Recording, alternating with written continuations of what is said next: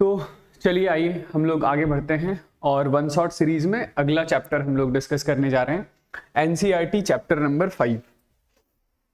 ये है NCERT chapter 5 magnetism and matter. ठीक है ओके तो सबसे पहले हम लोग मैग्नेट्स और मैग्नेटिज्म को एक बार के लिए डिफाइन कर लेते हैं। ये वही डेफिनेशन है जो पिछले चैप्टर के भी स्टार्टिंग में एक बार के लिए हम लोगों ने डिस्कस किया था, है ना। कि ये हमारे पास यदि कोई एक मैग्नेट है, ये क्या है मैग्नेट, तो इस मैग्नेट के आस पड़ोस का वो रीजन जहां पर कि इसका मैग्नेटिक इन्फ्लुएंस एक्सपीरियंस किया जा सकता है, वही रीजन क्या कहलाता है, वो रीजन कहलाता है मैग्नेटिक फील्ड। Magnetic field. तो ये सब्सटेंस यदि मैग्नेट है तो कैसी बॉडी मैग्नेटिक बॉडी कहलाती है? तो मैग्नेटिक बॉडी सिर्फ वही बॉडीज होती है जिसके अंदर कोई एक जो चार्ज पार्टिकल होगा, वो charge particle some sort of motion perform कर रहा होगा।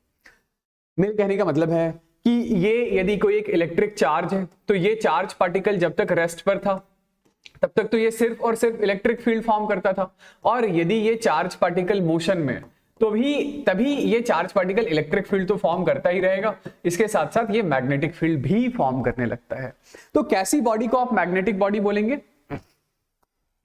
तो मैग्नेटिक वो बॉडी होगी जिसके ऊपर कोई नेट चार्ज नहीं होगा, लेकिन इसके अंदर जो चार्ज पार्टिकल हैं वो स्टैटिक नहीं होंगे, मोशन में होंगे। मेरे कहने का मतलब है यही मैग्नेटिक बॉडी आपका कोई सा भी करंट कैरिंग वायर्स भी होता है। जैसे पिछले चैप्टर्स में हम लोगों ने डिस्कस किया कि कोई भी करंट कैरिंग वायर अपने आस पड़ोस में कितनी मैग्नेटिक फील्ड बनाता है, क्या मैग्नीट्यूड होता है, क्या डायरेक्शन होता है, वो सब कुछ हम लोगों ने अच्छे तरीके से डिस्कस कर लिया है। ठीक है, तो ये कोई बॉडी जो कि मैग्नेटिक है, इसके आस पड़ोस का रीजन मैग्नेटिक फील्ड है।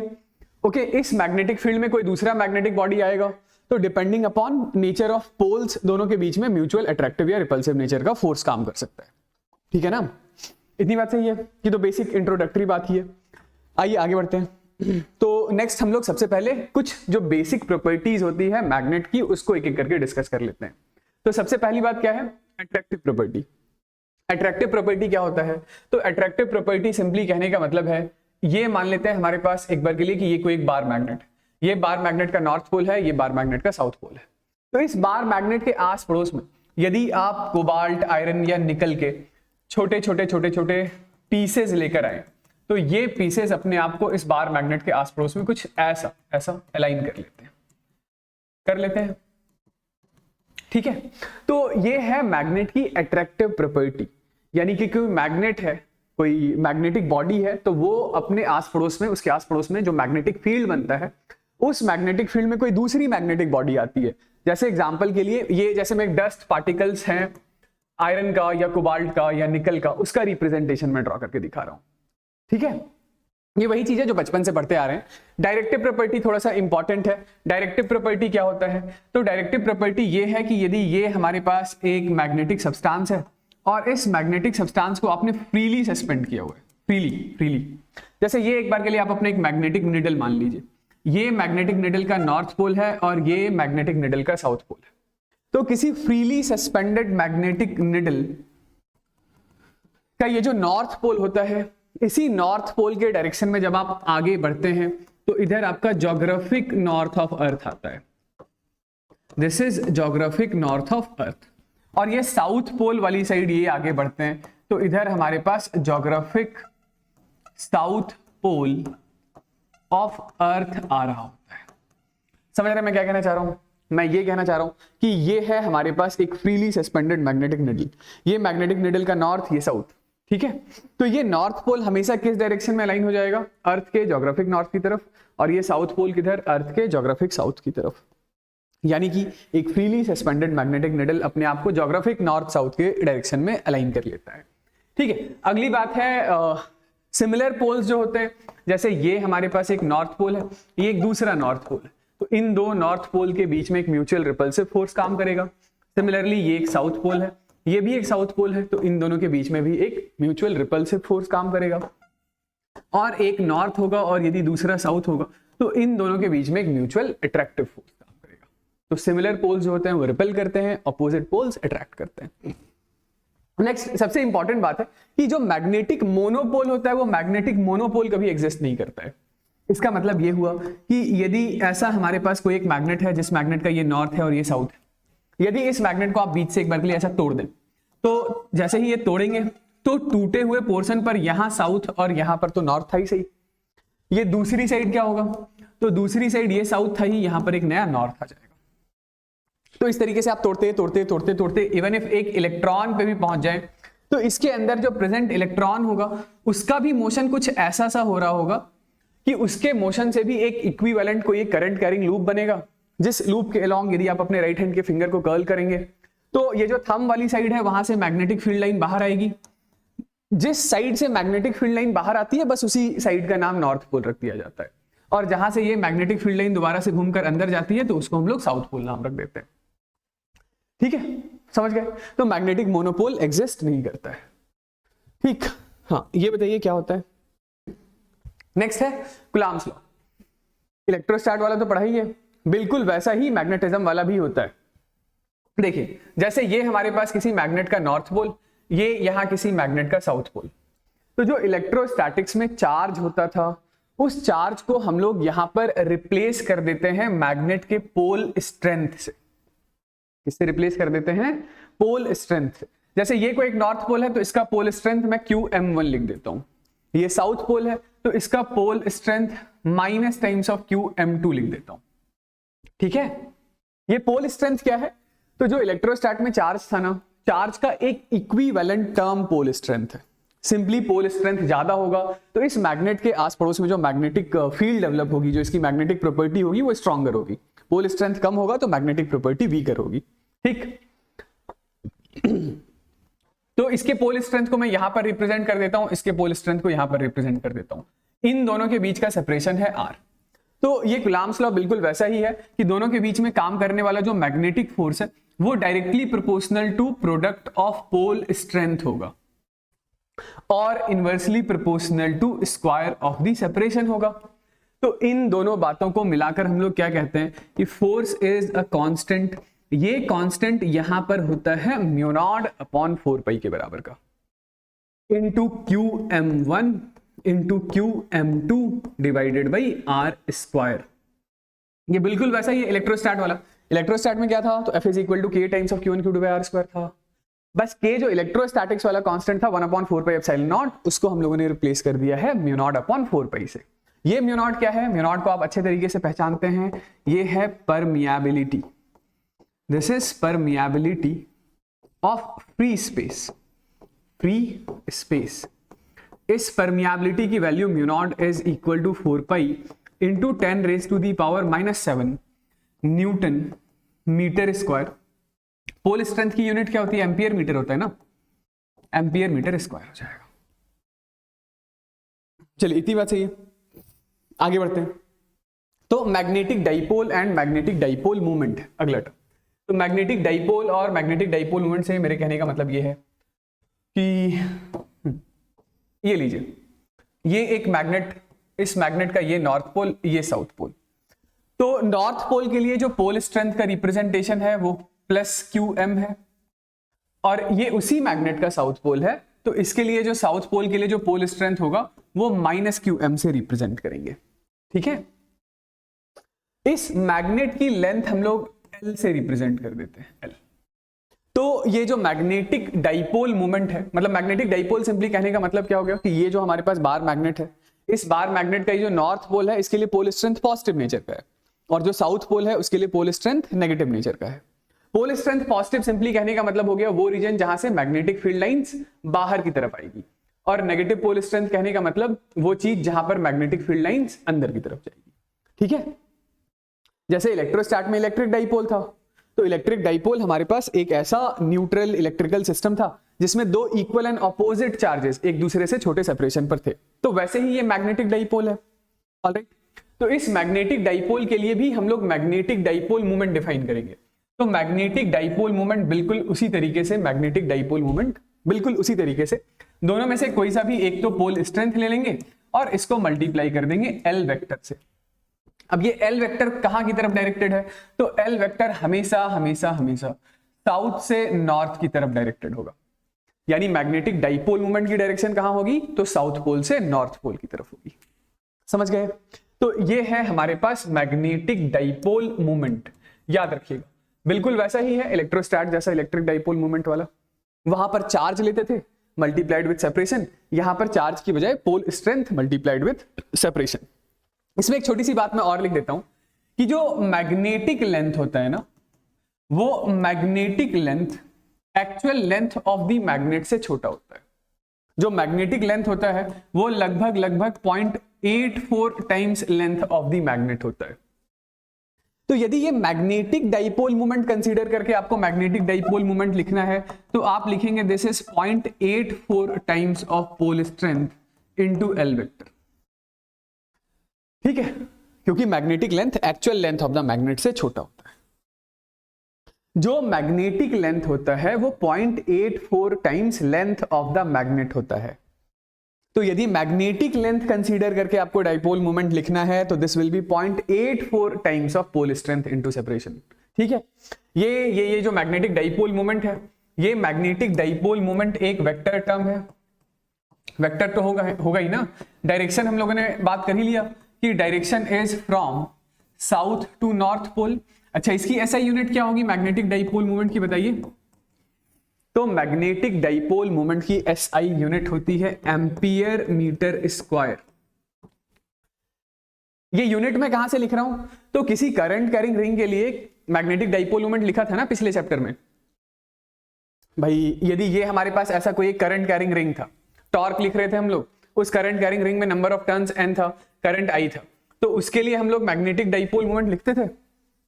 ये हमारे पास है एक करंट कैरिंग रिंग, उसमें करंट है ऐसा, नंबर ऑफ टर्न्स है ऐसा, तो इसके लिए magnetic dipole moment m vector is equal to I into area vector into number of turns. नहीं लिखा था? लिखा था। तो I हो गया एम्पियर, एरिया हो गया मीटर स्क्वायर, तो ऐसा यूनिट क्या हो गया, एम्पियर मीटर स्क्वायर। ठीक है, चलिए आगे बढ़ते हैं, मैग्नेटिक फील्ड के बारे में बात करते हैं on the axial and equatorial position of a magnet.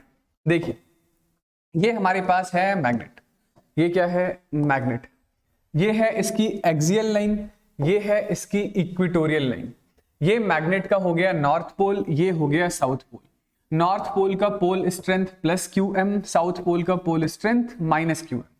Magnet की लेंथ एक बार के लिए ले लेते हैं 2L। कितनी ले लेते हैं, 2L। तो जो मैग्नेटिक डाइपोल मोमेंट है वो पोल स्ट्रेंथ इनटू 2L लिखेंगे। ऑलराइट, ये लेंथ मतलब ये लाइन जो मैग्नेट की लेंथ के अलोंग है वो एक्सियल लाइन है। इस एक्सियल लाइन पे यहां पर हमारे पास कोई एक पॉइंट है P, जो कि मैग्नेट के सेंटर से x डिस्टेंस की दूरी पर है। तो इस पॉइंट P पर जो मैग्नेटिक फील्ड होगा उसी को हम लोग magnetic field on the axis of bar magnet बोलेंगे। ये काफी इंपॉर्टेंट टॉपिक है, इस पर क्वेश्चंस आते रहते हैं, प्रीवियस ईयर में भी शायद आया हुआ है। तो ऑन दी एक्सिस पर यदि आपको मैग्नेटिक फील्ड लिखना है, डेरिवेशन में नहीं कर रहा हूं, डायरेक्ट एंड रिजल्ट लिख रहा हूं। डेरिवेशन बिल्कुल इलेक्ट्रोस्टैट वाला है, बिल्कुल इलेक्ट्रोस्टैटिक्स में जैसे इलेक्ट्रिक डाइपोल के लिए करते हैं तो यहां पर मैग्नेटिक डाइपोल के लिए कर रहे हैं। तो क्या आता है एक्सिस पर रिजल्ट, ये आता है 2 times of mu naught by 4 pi m vector by x cube. ठीक है, ये मैंने वेक्टर एक्सप्रेशन लिख दी है। m वेक्टर है, m वेक्टर यानी मैग्नेटिक डाइपोल मोमेंट वेक्टर। तो मैग्नेटिक डाइपोल मोमेंट की डायरेक्शन कैसी, तो मैग्नेटिक डाइपोल मोमेंट की डायरेक्शन ऐसी, ये साउथ से नॉर्थ की तरफ, यही है ना हमारा मैग्नेटिक डाइपोल मोमेंट का डायरेक्शन। तो यहां पर मैग्नेटिक फील्ड भी बिल्कुल डाइपोल मोमेंट की ही दिशा में होगा। ओके, एक्सियल पोजीशन पर। और यदि यही काम मैं इधर की तरफ कहीं कर रहा होता कि यहां पर कोई पॉइंट ले लेता P, जो कि मैग्नेट के सेंटर से x डिस्टेंस आगे है, तो इस पोजीशन पर मैग्नेटिक फील्ड की डायरेक्शन इधर होती। इसे हम लोग कहते magnetic field on the equatorial position. तो इक्वेटोरियल पोजीशन पर जो मैग्नेटिक फील्ड की डायरेक्शन होती है वो मैग्नेटिक डाइपोल मोमेंट से जस्ट उल्टा होता है। मैग्नेटिक डाइपोल मोमेंट है साउथ से नॉर्थ की तरफ, तो इस इक्वेटोरियल पोजीशन पर मैग्नेटिक फील्ड की डायरेक्शन उससे ऑपोजिट है और वैल्यू है minus times of mu naught upon 4 pi m vector by x cube. ठीक है, माइनस साइन हमें यह बता रहा है कि this magnetic field is opposite, this is opposite to dipole movement. ठीक है, डाइपोल मूवमेंट से अपोजिट दिशा में। चलिए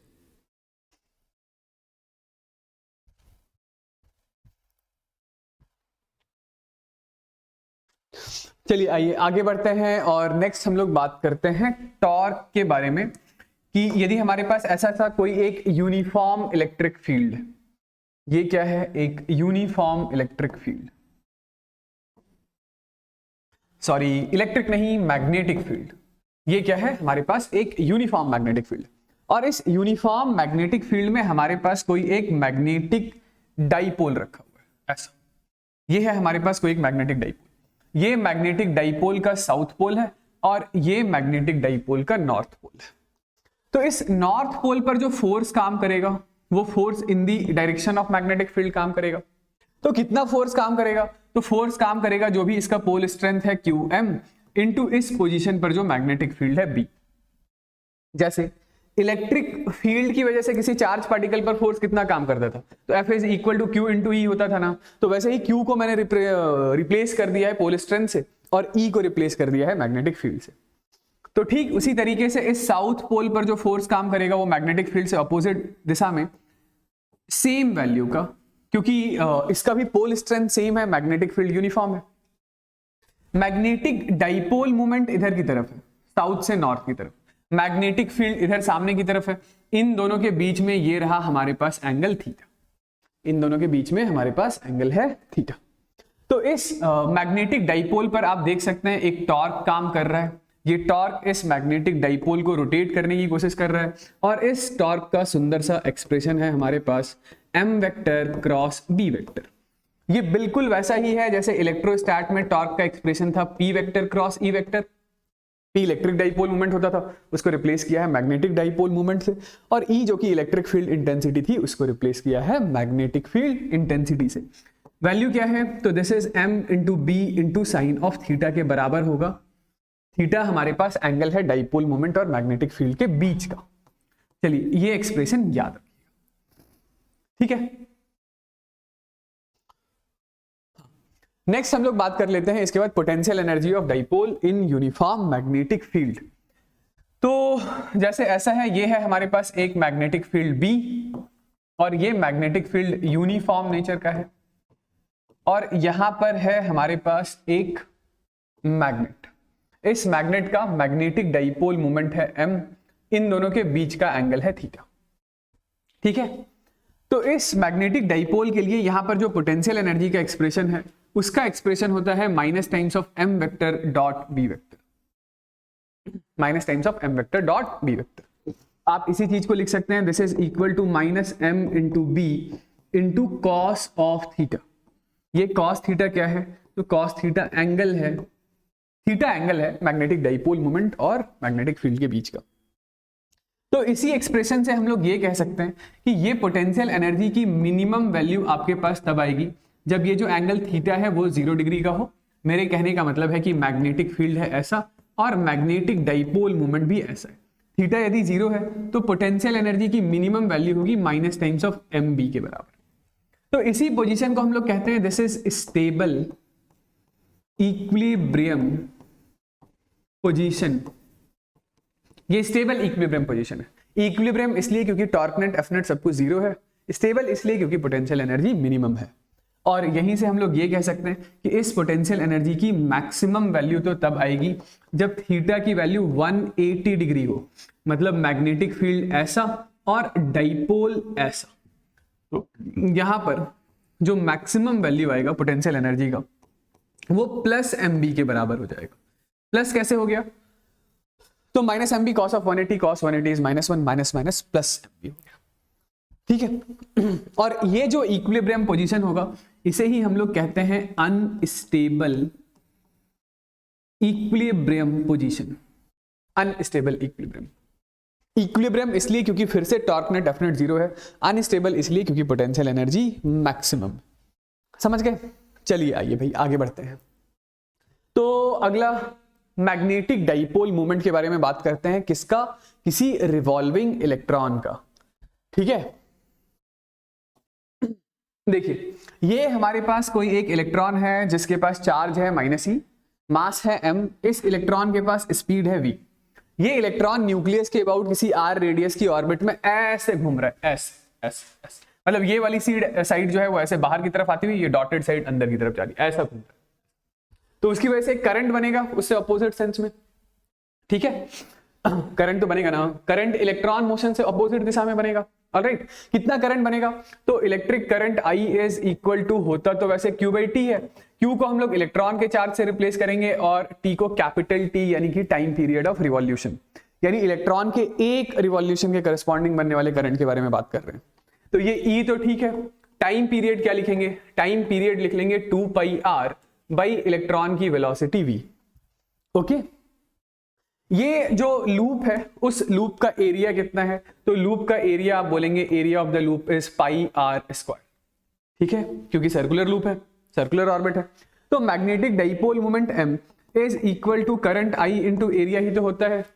तो मैग्नेटिक डाइपोल मोमेंट के लिए करंट I के लिए हम लोग लिख रहे हैं E into V divided by 2πr और एरिया इज πr²। r से r निपट गया, पाई से पाई भी निपट गया, तो मैग्नेटिक डाइपोल मोमेंट आ गया है EVr/2। ये ठीक है। इसी एक्सप्रेशन में हम लोग क्या करते हैं, तो मास से मल्टीप्लाई, EVr/2 था, इसी एक्सप्रेशन में हम लोग क्या कर रहे हैं, तो मास ऑफ इलेक्ट्रॉन से मल्टीप्लाई और मास ऑफ इलेक्ट्रॉन से डिवाइड कर देते हैं। तो ये हमारे पास क्या बन रहा है बताइए? तो ये E डिवाइडेड बाई 2m तो ठीक है, और ये हमारे पास आ रहा है m into V into R. ये mvr ही इस इलेक्ट्रॉन का एंगुलर मोमेंटम कहलाता है। क्या है? Angular momentum. Angular momentum L vector वैसे तो R vector cross P vector होता है, यानी कि इसका magnitude m into V into R into sine theta होता है। यदि अभी आप इस इलेक्ट्रॉन के बारे में बात करें तो इलेक्ट्रॉन के लिए जो R और V के बीच का एंगल है वो हमेशा 90 डिग्री का है। जैसे इलेक्ट्रॉन यहां से चलते चलते चलते ऐसे प्लेन के अंदर जाता है, यहां से चलते चलते चलते ऐसे प्लेन के बाहर आता है। तो यदि ये थीटा हमारे पास 90 डिग्री का हो तो angular momentum of revolving electron will be equals to mvr होगा। तो इसीलिए हम लोग अपने इस मैग्नेटिक डाइपोल मोमेंट वाले एक्सप्रेशन को क्या लिख सकते हैं, तो मैग्नेटिक डाइपोल मोमेंट वाले एक्सप्रेशन को हम लोग लिख सकते हैं E divided by 2m into mvr को लिख लेंगे एंगुलर मोमेंटम। ठीक है, ये जो टर्म मैंने लिखा है इसको वेक्टर फॉर्म में भी एक्सप्रेस कर सकते हैं, क्योंकि मैग्नेटिक डाइपोल मोमेंट है एक वेक्टर क्वांटिटी। तो वेक्टर एक्सप्रेशन जब आप लिखेंगे तो इलेक्ट्रॉन को उसके चार्ज के साथ मतलब साइन के साथ पुट कर दीजिएगा, E/2m इंटू L वेक्टर। ठीक है, इस माइनस साइन का क्या मतलब है, ये पहले भी बहुत बारी पूछा गया है। माइनस साइन का क्या मतलब होगा, तो m vector is opposite to L vector होगा। L वेक्टर कैसे निकालेंगे, तो L वेक्टर आप निकालेंगे R क्रॉस P से, तो ये R की तरफ फिंगर असाइन कीजिए, ऐसे अलाइन कीजिए, और V की तरफ यानी कि P की तरफ कर्ल कीजिए, तो L वेक्टर आएगा ऊपर ऊपर।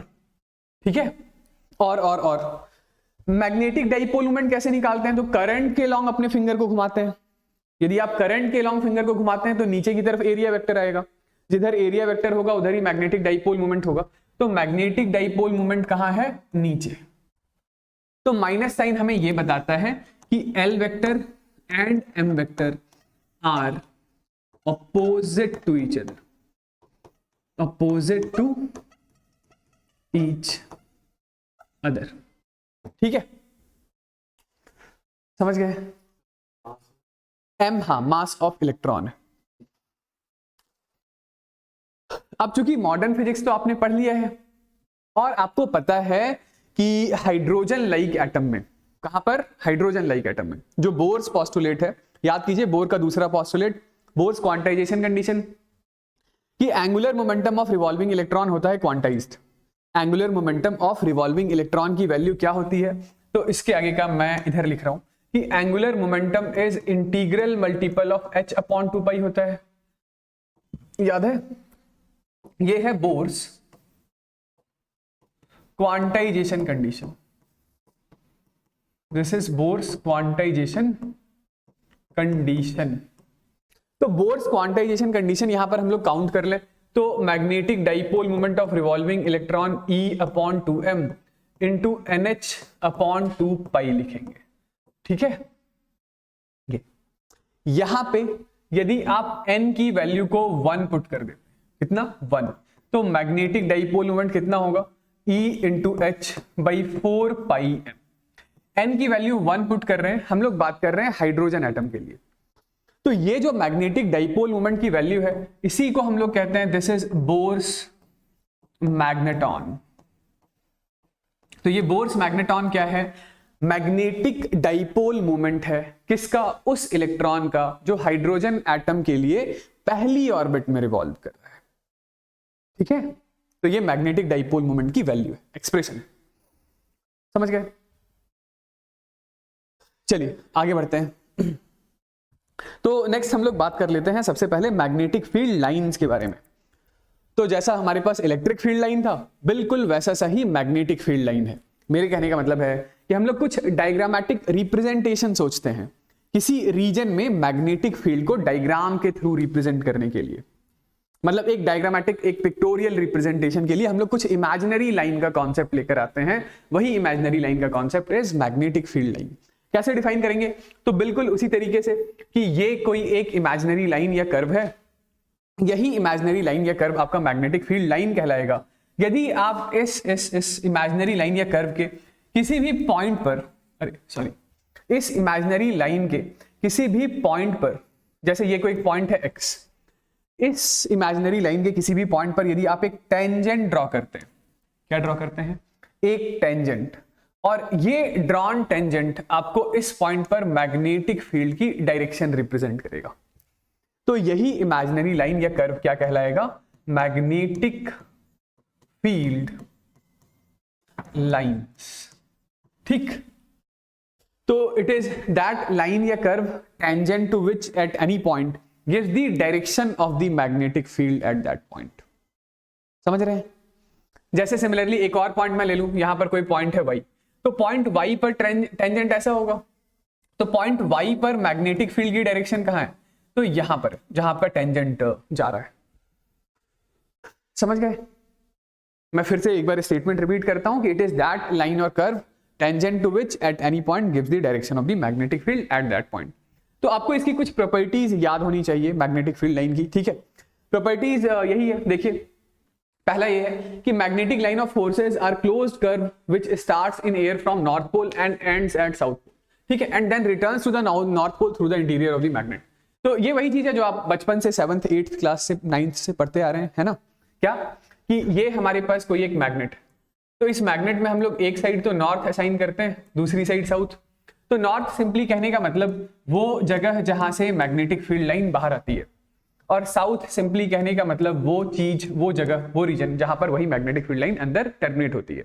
तो ये magnetic field line electric field line जैसी नहीं है, मतलब बिल्कुल उसी के जैसी नहीं है, क्योंकि ये इलेक्ट्रिक फील्ड लाइन तो क्लोज लूप नहीं बनाती थी और मैग्नेटिक फील्ड लाइन एक क्लोज्ड लूप बनाती है। मतलब नॉर्थ से बाहर हुई ये मैग्नेटिक फील्ड लाइन, मैग्नेट के बाहर बाहर तो नॉर्थ से साउथ की तरफ चलती है, और मैग्नेट के अंदर अंदर साउथ से नॉर्थ की तरफ चलती है।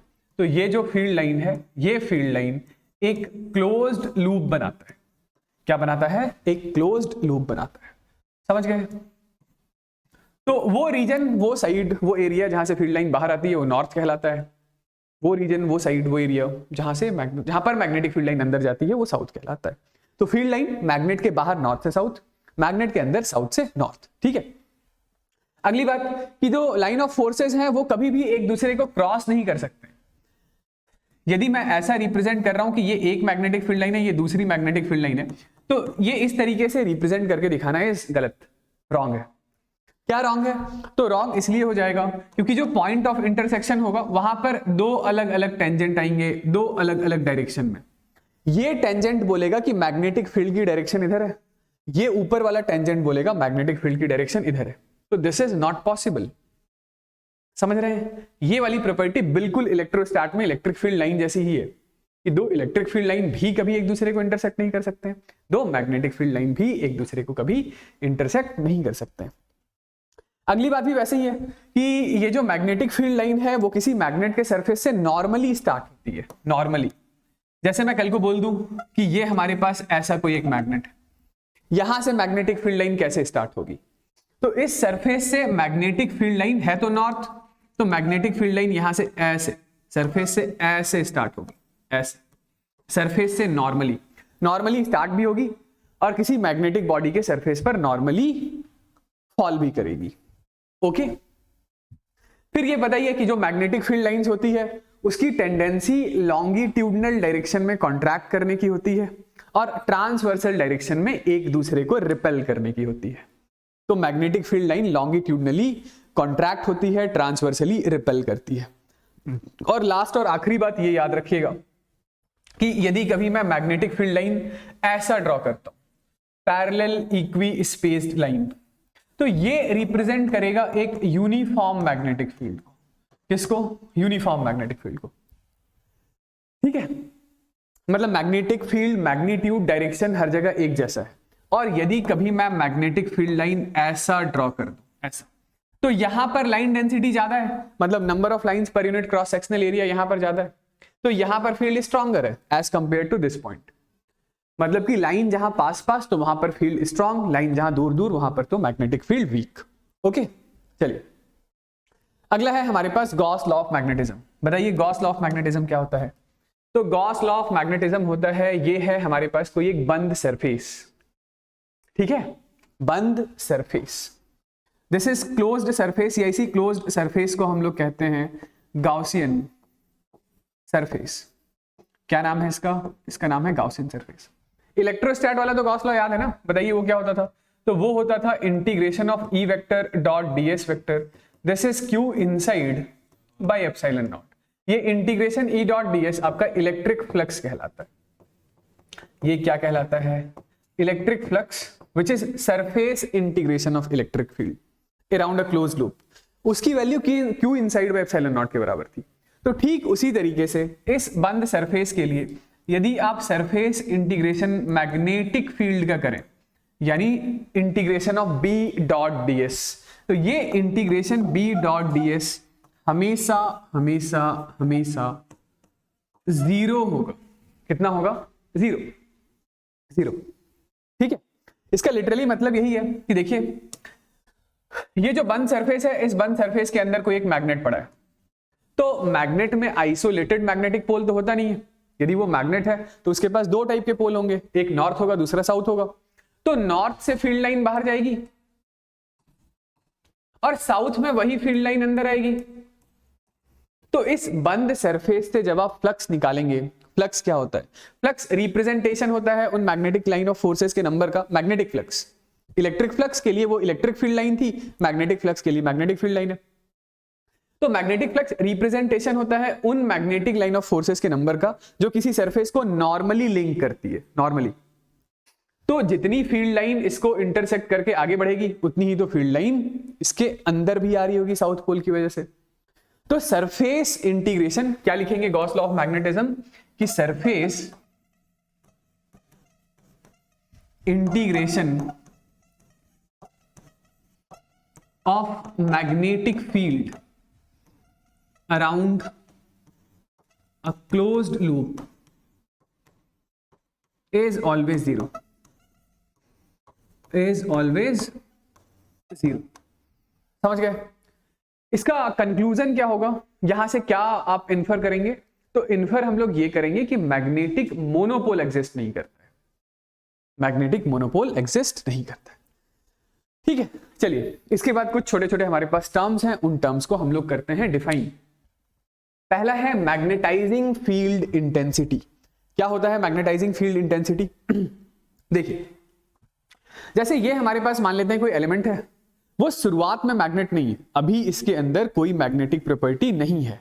मैग्नेटिक प्रॉपर्टी नहीं है मतलब ये अपने आस पड़ोस में कोई मैग्नेटिक फील्ड नहीं बनाता है, ठीक है, लेकिन ये बना सकता है। इसके अंदर वो एबिलिटी है कि इसको अच्छा सिचुएशन दिया जाए, सर्कमस्टांस दिया जाए, तो ये मैग्नेटिक मटेरियल बन जाएगा। ठीक है, तो इसको मैग्नेटिक मटेरियल बनाने के लिए हम लोग इसके ऊपर बाहर से कुछ फील्ड जो इन्फ्लुएंस करेंगे, उसी इन्फ्लुएंस्ड फील्ड का स्ट्रेंथ मैग्नेटाइजिंग फील्ड इंटेंसिटी कहलाता है। समझ रहे हैं क्या कहना चाह रहा हूं? देखिए क्या लिखा है कि magnetic field that exist in vacuum and induces magnetism in and induces magnetism is magnetising field. मेरे कहने का मतलब है ये उस चीज का मेजरमेंट होगा जिसकी हेल्प से हम लोग किसी बॉडी को मैग्नेटाइज कर सकते हैं। आ रही बात समझ? जैसे मैं एक बार एग्जांपल के लिए लेता हूं कि ये हमारे पास कोई एक सॉलिनॉइड, ये क्या है? सॉलिनॉइड। तो इस सॉलिनॉइड के लिए number of turns per unit length small n है। इस सॉलिनॉइड में फ्लो होने वाले करंट की वैल्यू आई है। इस सॉलिनॉइड में फ्लो होने वाले करंट की वैल्यू कितनी है? आई है। तो इसके सेंट्रल रीजन में यदि मैं आपसे पूछूं कि मैग्नेटिक फील्ड इंटेंसिटी कितना है, तो आप बोलेंगे म्यू नॉट इनटू एन आई। ठीक है, तो ये म्यू नॉट तो मीडियम का फैक्टर हो गया। अभी एयर है तो म्यू नॉट लिख रहे हैं, कल को कोई दूसरा मीडियम होगा तो म्यू लिखेंगे। आई बात समझ?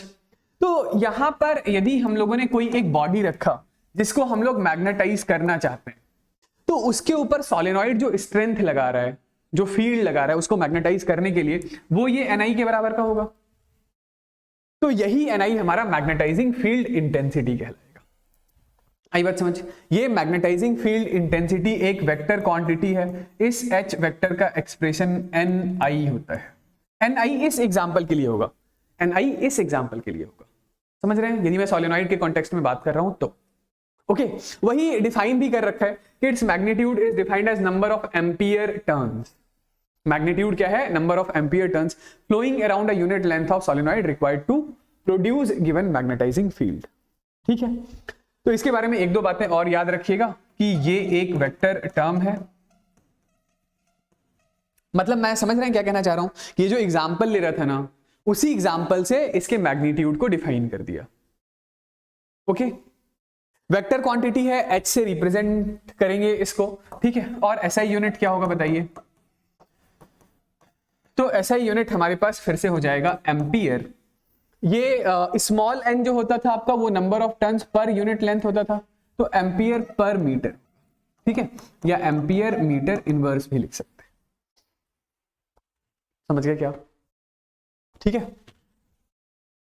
चलिए मैग्नेटाइजिंग फील्ड इंटेंसिटी के बाद नेक्स्ट हम लोग बात करते हैं इंटेंसिटी ऑफ मैग्नेटाइजेशन के बारे में। दोनों एक जैसे टर्म्स हैं बट मतलब काफी ज्यादा अलग अलग है। इसका क्या मतलब है? तो this is magnetic dipole moment per unit volume of a material when placed in magnetising field. जैसे मैं एक एग्जांपल से समझाऊं तो ये एक बॉडी है, इसको आपने मैग्नेटाइज कर दिया। ठीक है, ये एक दूसरी बॉडी है, आपने इसको भी मैग्नेटाइज कर दिया। कब मैग्नेटाइज कर दिया?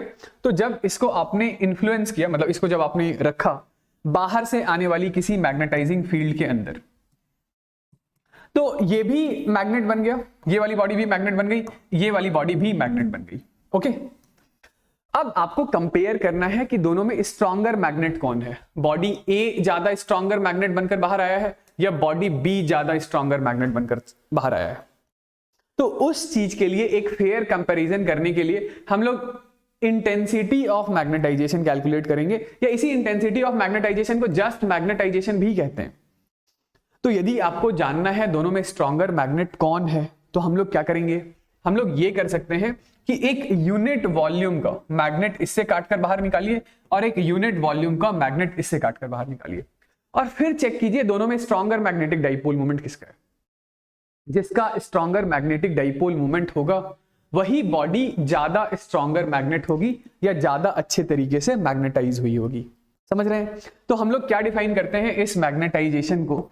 ये कैपिटल एम से डिनोट कर रहा हूं, ये भी एक वेक्टर क्वांटिटी है, और ये होता है मैग्नेटिक डाइपोल मूवमेंट पर यूनिट वॉल्यूम। ये क्या होता है? Magnetic dipole moment per unit volume होता है। मैग्नेटिक डाइपोल मोमेंट किसका कैलकुलेट करना है, समझ रहे हैं ना?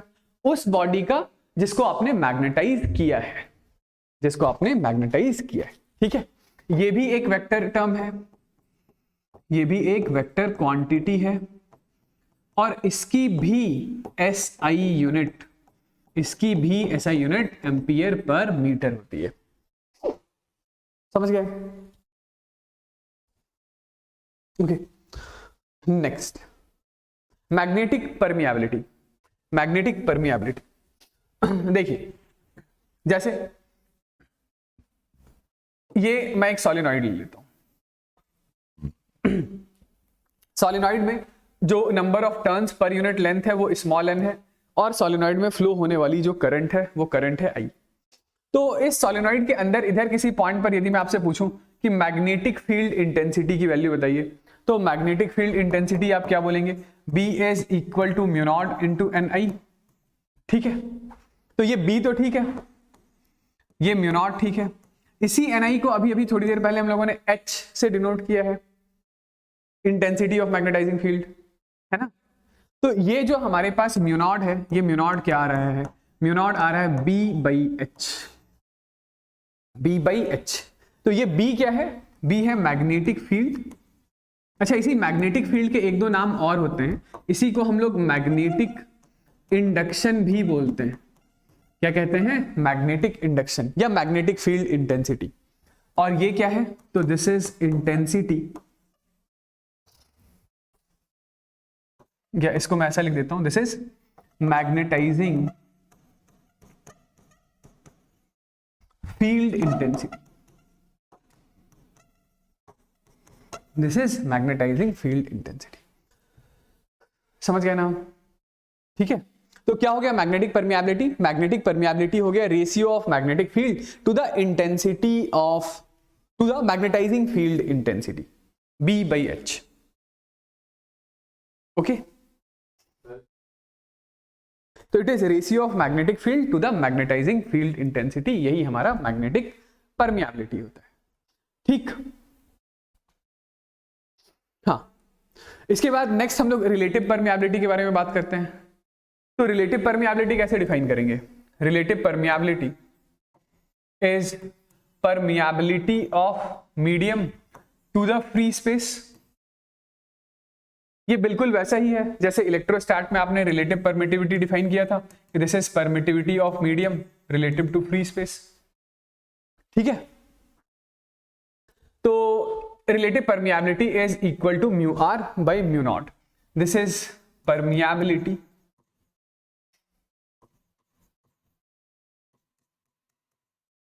of free space and this is permeability of medium। Okay, चलिए नेक्स्ट देखिए, नेक्स्ट है मैग्नेटिक ससेप्टिबिलिटी। नेक्स्ट है मैग्नेटिक ससेप्टिबिलिटी। मैग्नेटिक ससेप्टिबिलिटी को हम लोग डिनोट करते हैं साई से, साई, इसको CHI, साई पढ़ते हैं, साई। ठीक है, क्या होगा ये मैग्नेटिक ससेप्टिबिलिटी, देखिए जब आपका intensity of magnetisation H unit का था, तो उसकी वजह से बॉडी में डेवलप्ड मैग्नेटाइजेशन M यूनिट का था। H क्या है, H है इंटेंसिटी ऑफ मैग्नेटाइजेशन, मतलब वो फील्ड, वो इफेक्ट जो किसी बॉडी को मैग्नेटाइज करने के काम आ रही है, उसकी वजह से बॉडी में जो dipole moment per unit volume बन रहा है वो M यूनिट का है, इसको मैग्नेटाइजेशन बोलते हैं। तो यदि आप एक यूनिट की फील्ड लगाएं, एक यूनिट की, तो मैग्नेटाइजेशन कितना आएगा, M बाई H यूनिट का। यही M बाई H आपका ससेप्टिबिलिटी कहलाता है।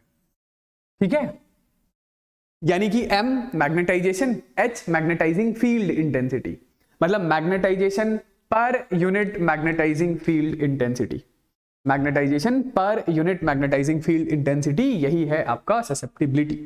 ठीक है, ये ससेप्टिबिलिटी। तो psi is equal to M by H होता है, M बाई H होता है, ये याद रखिए। ठीक है, लिख भी दिया है साई।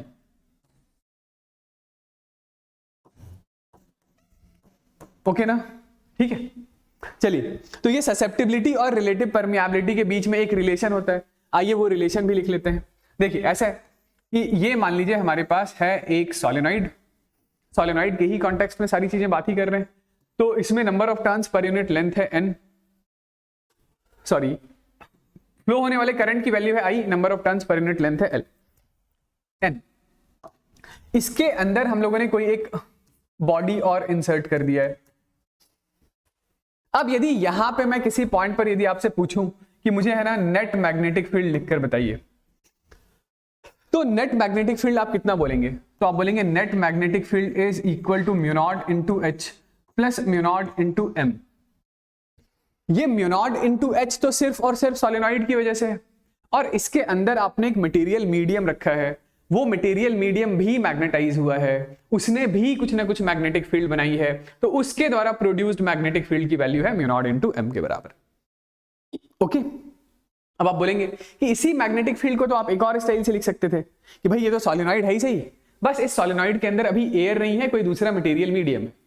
तो यदि कोई दूसरा मटेरियल मीडियम है तो इसी बी को दूसरे स्टाइल से लिख लेते हैं म्यू इनटू एच।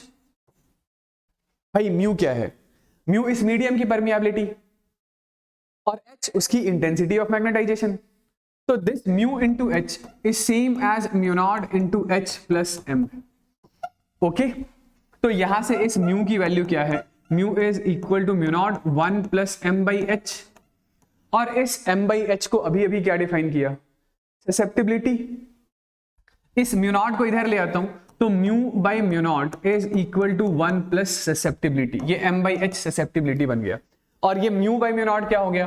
तो यही था हमारा रिलेटिव परमियाबिलिटी। तो relative permeability is 1 plus susceptibility, relative permeability is 1 plus susceptibility. रट लीजिए, बहुत काम का रिजल्ट है। Relative permeability is 1 plus susceptibility. Okay ना, ठीक है, आगे बढ़ते हैं। तो नेक्स्ट इसी चीज के बेसिस पर हम लोग क्या करते हैं, तो हमारे पास जो मटेरियल है जिसको हम लोग मैग्नेटाइज कर सकते हैं, जिसके अंदर मैग्नेटिक प्रॉपर्टी डेवलप की जा सकती है, उसको हम लोग 3 ग्रुप्स में डिवाइड कर लेते हैं। पहला होता है हमारा डायामैग्नेटिक, दूसरा फेरोमैग्नेटिक, और तीसरा होता है पैरामैग्नेटिक। ठीक है, तो इसकी डिटेल्ड एनालिसिस हमें करनी है। ठीक है, आइए इसके बारे में हम लोग बात करते हैं। तो ये सारी प्रॉपर्टीज मैंने एक जगह पे लिख लिया है। ठीक है, एक एक करके बात करते हैं। देखिए, सबसे पहले हम लोग बात कर रहे हैं डायामैग्नेटिक के बारे में।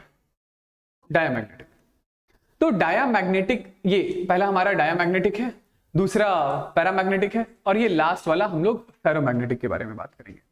तो डायामैग्नेटिक बेसिकली वो बॉडी होती है जिसके अंदर जो इंड्यूस्ड मैग्नेटाइजेशन है, वो मैग्नेटाइजेशन हमेशा अप्लाइड मैग्नेटिक फील्ड से अपोजिट डायरेक्शन में होता है।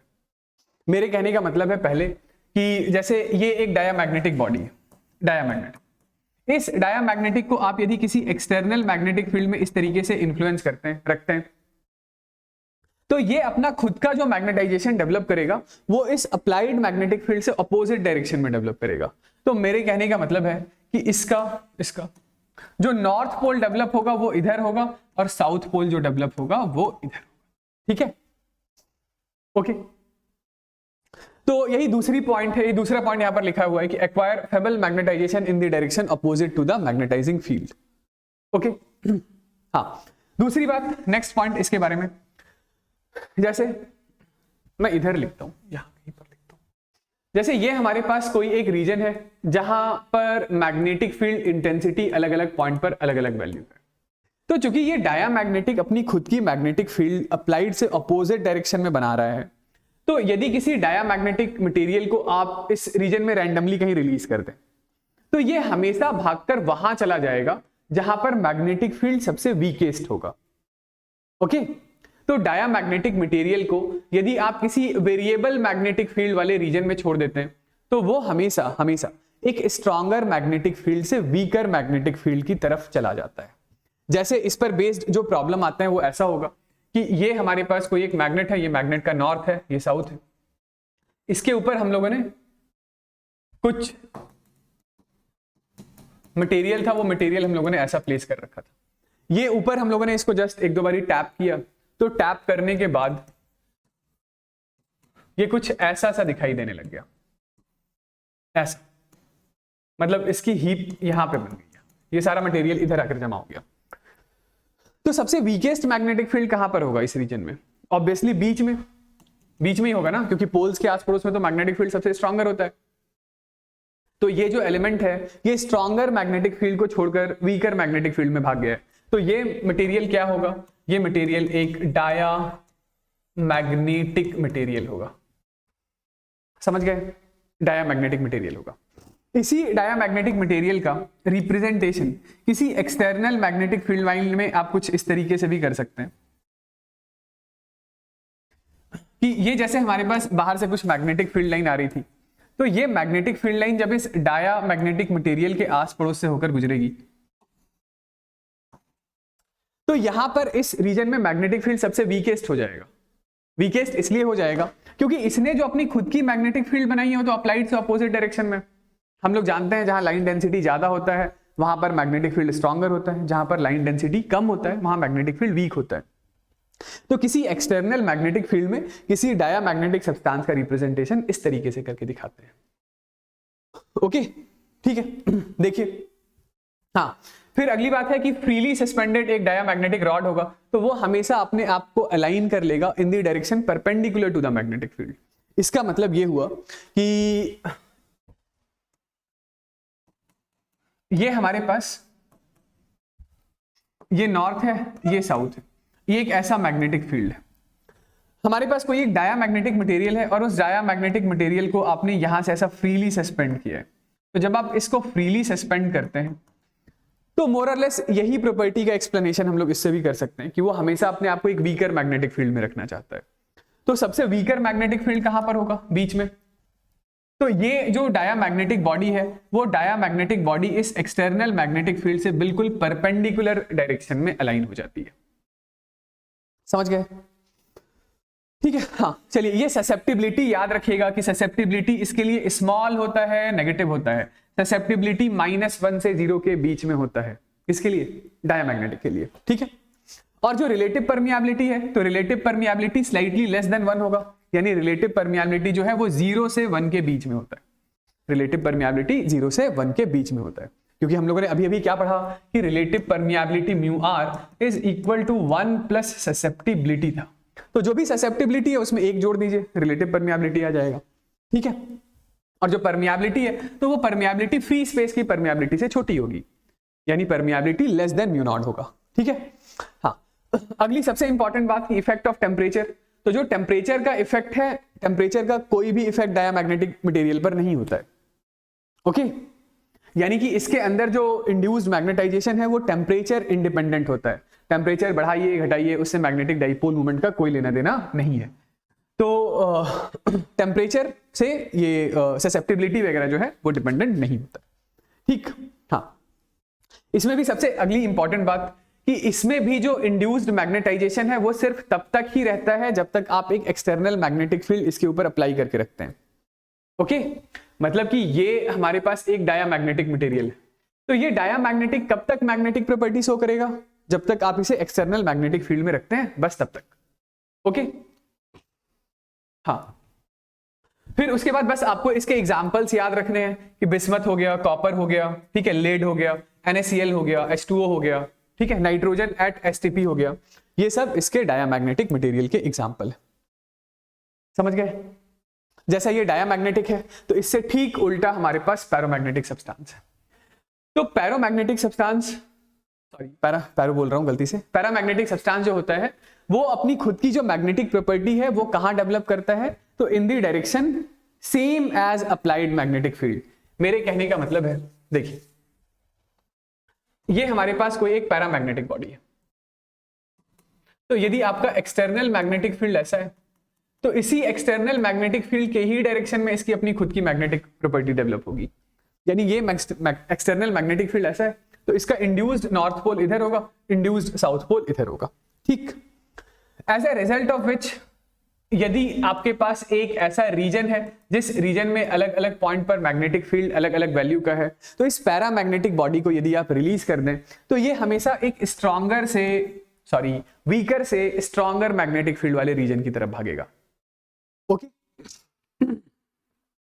हाँ, इस बात के लिए हम लोग ये जो फिगर हम लोग ड्रॉ कर रहे थे यहां पर देखिए, ये कि यदि ये बॉडी एक पैरामैग्नेटिक बॉडी होता तो ये क्या करता कि पैरामैग्नेटिक ये नॉर्थ और साउथ के आस पड़ोस में जमा हो जाते।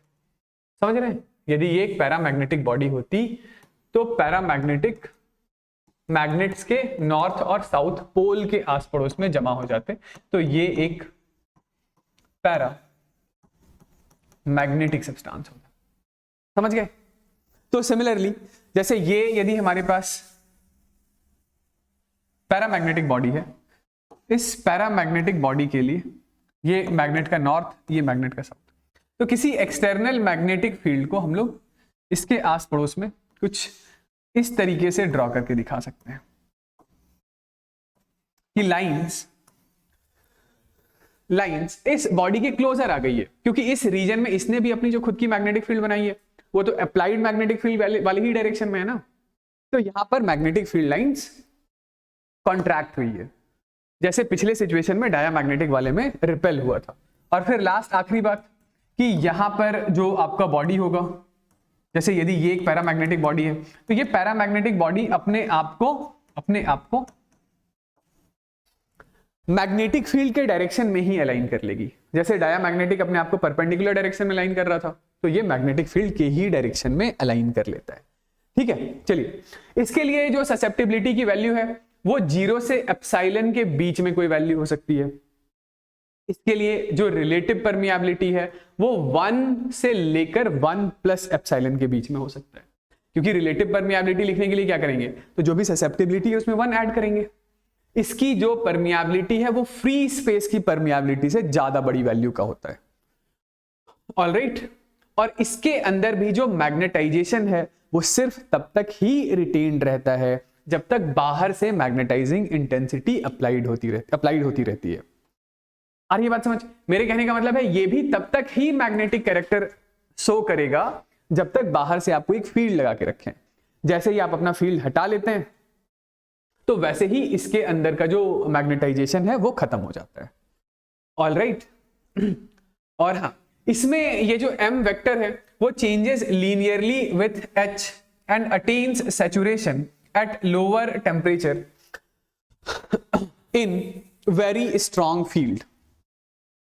ये m का h के साथ इफेक्ट के बारे में हम लोग बात कर रहे थे, ठीक है। और हाँ, हिस्टेरेसिस के बारे में तो हमें यहां बात करना है नहीं, तो ये भी सॉलिड, लिक्विड और गैस तीनों स्टेट में एग्जिस्ट करता है। और एग्जाम्पल इसके लिए भी जरूर याद रखिएगा, जो सबसे फेमस एग्जाम्पल है वो है ऑक्सीजन एट STP। ओके, ये वाली बात सही है। हाँ, इसमें जो सबसे इंपॉर्टेंट एक बात छूट गई वो ये है कि जो ससेप्टिबिलिटी होता है ना, वो susceptibility inversely proportional to temperature होता है। Susceptibility inversely proportional to temperature होता है। मेरे कहने का मतलब है कि जब आप बॉडी का टेम्परेचर बढ़ाएंगे तो उसके अंदर जो थर्मल एजिटेशन होगा, थर्मल एजिटेशन की वजह से जो इसके मॉलिक्यूल्स हैं, अंदर जो एटम्स हैं, मॉलिक्यूल्स हैं, उनमें वाइब्रेशनल एनर्जी बढ़ेगी। वाइब्रेशनल एनर्जी बढ़ेगी तो वो डाइपोल मोमेंट डिस्टॉर्ट होंगे, बिखरेंगे, खराब होंगे, एक डायरेक्शन में अलाइन नहीं रह जाएंगे। तो जो मैग्नेटिक इफेक्ट होगा वो मैग्नेटिक इफेक्ट वीकर होता चला जाएगा। तो susceptibility inversely proportional to temperature होता है। ओके, हाँ, आप ये 2 पॉइंट आप हटा सकते हैं, ये m और h वाली जो बात है, हिस्टेरेसिस वाली, और ये 10th और 11th, क्योंकि हिस्टेरेसिस तो सिलेबस से हटा दिया गया है ना, CBSE में हटा दिया गया है। ठीक है, तो ये 10th और 11th हम लोग बात नहीं कर रहे हैं, 10th और 11th हम लोग बात नहीं कर रहे हैं। ठीक है, चलिए लास्ट वन इज व्हाट, तो लास्ट वन है फेरोमैग्नेटिक सब्सटेंस। तो फेरोमैग्नेटिक क्या होता है? तो फेरोमैग्नेटिक के बारे में एक बात सुन लीजिए पहले, कि जो फेरोमैग्नेटिक मटेरियल होता है, जो ये हमारे पास मान लेते हैं कि ये एक फेरोमैग्नेटिक बॉडी है, तो इस फेरोमैग्नेटिक बॉडी के अंदर बहुत छोटे छोटे ऐसे रीजन्स होते हैं जिसमें एक स्पेसिफिक नंबर ऑफ एटम्स या मॉलिक्यूल्स अपना ऑलरेडी एक डाइपोल मूवमेंट कैरी करते हैं। क्या कैरी करते हैं? अपना डाइपोल मूवमेंट वो ऑलरेडी कैरी कर रहे होते हैं। ओके, इसी छोटे से रीजन को हम लोग डोमेन बोलते हैं। इसे क्या कहते हैं? डोमेन। तो डोमेन कहने का मतलब वो रीजन जहां पर कुछ specific number of atoms same sense में रोटेट करते हैं, उनके पास अपना एक डाइपोल मूवमेंट होता है ऑलरेडी।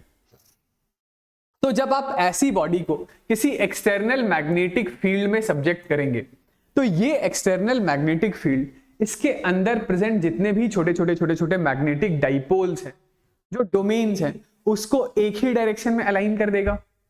और उसको यदि वो एक ही डायरेक्शन में अलाइन कर देगा तो ये जो बॉडी है ये एक स्ट्रॉन्गर मैग्नेट बनकर सामने आएगा।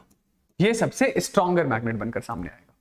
तो आउट ऑफ वो जो तीनों टाइप के मटेरियल हम लोग डिस्कस कर रहे हैं, डायामैग्नेटिक, पैरामैग्नेटिक और फेरोमैग्नेटिक, तो सबसे स्ट्रॉन्गर मैग्नेटिक फील्ड जो शो करेगा वो हमारा ये फेरोमैग्नेटिक मटेरियल ही होगा, क्योंकि भाई इसके अंदर डाइपोल्स तो पहले से थे। जब ये एक्सटर्नल मैग्नेटिक फील्ड नहीं था तो वो डाइपोल्स अंदर ही अंदर जैसे एक क्लोज लूप फॉर्म कर रहे थे, क्लोज लूप फॉर्म कर रहे थे, तो उनका कोई नेट मैग्नेटिक डाइपोल मोमेंट पहले नहीं था। लेकिन जैसे ही इस बॉडी को आप किसी एक्सटर्नल मैग्नेटिक फील्ड के इन्फ्लुएंस में लेकर आते हैं, तो ये एक्सटर्नल मैग्नेटिक फील्ड इसके डाइपोल्स को एक स्पेसिफिक डायरेक्शन में अलाइन करना स्टार्ट करेगा, तो ये सबसे तगड़ा, सबसे स्ट्रॉन्गर मैग्नेट बनकर सामने आएगा। ओके, तो it acquires a strong magnetisation in the direction of the magnetising field, यानी जिस डायरेक्शन में आपका मैग्नेटाइजिंग फील्ड है उसी डायरेक्शन में ये एक strong magnetic property, magnetic field show करता है। ठीक है, it tends to move quickly from weaker to the stronger part of the magnetic field. तो ये कहां जाएगा? तो ये वीकर से स्ट्रॉन्गेस्ट मैग्नेटिक फील्ड की तरफ भागेगा। ओके, यहां पर भी जो एक फ्रीली सस्पेंडेड फेरोमैग्नेटिक सब्सटेंस होगा वो भी अपने आप को मैग्नेटिक फील्ड के पैरेलल डायरेक्शन में ही अलाइन करेगा, यानी ये भी अलाइन उसी तरीके से करेगा जिस तरीके से ये वाली बॉडी कर रही थी, पैरामैग्नेटिक। ठीक है, हाँ, यहां पर जो मैग्नेटिक फील्ड का रिप्रेजेंटेशन है, देखिए कि ये हमारे पास नॉर्थ है, ये साउथ है, ये कोई एक एक्सटर्नल मैग्नेटिक फील्ड है। तो एक्सटर्नल मैग्नेटिक फील्ड इस रीजन में और भी बहुत ज्यादा क्लोज हो जाएगा। भाई क्लोज तो इसके पहले वाले में भी था, लेकिन यहां पर लाइन डेंसिटी सबसे ज्यादा होगी फेरोमैग्नेटिक बॉडी के लिए, क्योंकि ये तो सबसे स्ट्रॉन्गेस्ट मैग्नेट है ना, तो यहां पर लाइन डेंसिटी कैसी होगी? सबसे ज्यादा होगी। ठीक है, हाँ, इसके लिए जो ससेप्टिबिलिटी है वो 1000 से ज्यादा है और रिलेटिव परमिएबिलिटी भी 1000 से ज्यादा होता है। तो ससेप्टिबिलिटी या परमिएबिलिटी सबसे बड़ी वैल्यूज का होता है फेरोमैग्नेटिक सब्सटेंस में। ओके, जो परमिएबिलिटी है वो फ्री स्पेस से काफी ज्यादा बड़ा होता है, और इसके लिए भी जो ससेप्टिबिलिटी है वो इनवर्सली प्रोपोर्शनल टू टेम्परेचर ही होता है। लेकिन एक छोटी सी कंडीशन होती है कि ये जो टेम्परेचर है ये क्यूरीज टेम्परेचर से ज्यादा बड़ा होना चाहिए। Susceptibility inversely proportional to temperature ही होता है, या यूं समझ लीजिए कि susceptibility inversely proportional to T - TC होता है। इस TC को हम लोग क्यूरीज टेम्परेचर बोलते हैं। ओके, ठीक है, हाँ, और यहां पर मैग्नेटाइजेशन रिटेन्ड रहता है, इवन इफ बाहर से आने वाली जो मैग्नेटाइजिंग फील्ड थी वो जीरो भी हो जाए तो भी, मतलब बाहर से आने वाली जो फील्ड है उसको आप हटा भी देंगे तो भी बॉडी मैग्नेटिक ही रहेगा, यानी इसी से हमारे परमानेंट मैग्नेट बनाए जाते हैं। ओके, और इसके जो एग्जाम्पल है वो एग्जाम्पल याद रखिएगा, आयरन हो गया, निकल हो गया, कोबाल्ट हो गया, ठीक है, Fe2O3 हो गया। तो एग्जाम्पल जरूर सबके याद रखिएगा। तो this is all about chapter number 5।